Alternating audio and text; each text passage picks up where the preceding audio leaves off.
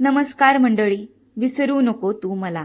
या मालिकेच्या पुढील भागामध्ये आज आपण पाहणार आहोत की एकीकडे वैदेही घरातून निघताना वत्सलासमोर ट्रान्सफर लेटरकडे पाहत म्हणते, पांगेरातल्या डोंगरपाड्यात बदली केली ना तुम्ही माझी.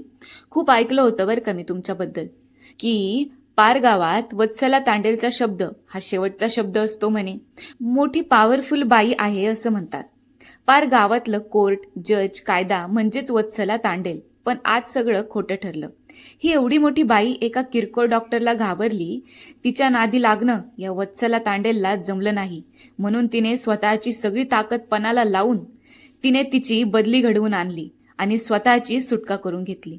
वत्सला तांडेल घाबरली. एवढं बोलून वैदेही तिथून निघते. मागून वत्सला तांडेल तिला थांबून आवाज देत म्हणते, ए फडफड, हे बोलून तू खूप मोठी चूक केलीये.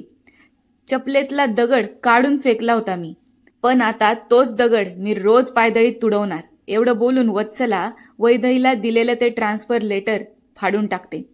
जरा वेळाने पोलीस स्टेशनमधून बाहेर पडताना सूर्या एका दुसऱ्या माणसाची छत्री मागून घेऊन ती वैदेहीच्या डोक्यावर धरतो. ते पाहून आता वैदेही त्याला म्हणते, हे असं करून तू माझी स्कूटी पण चोरलीस ना, नॉनसेन्स.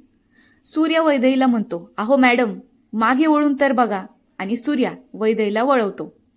आता चक्क स्कूटीचा हा न्यू लुक पाहून वैदेही खूपच खुश होऊन जाते आणि ती सूर्याला म्हणते, आजपर्यंत कोणीच माझ्यासाठी एवढं केलं नव्हतं, थँक्यू.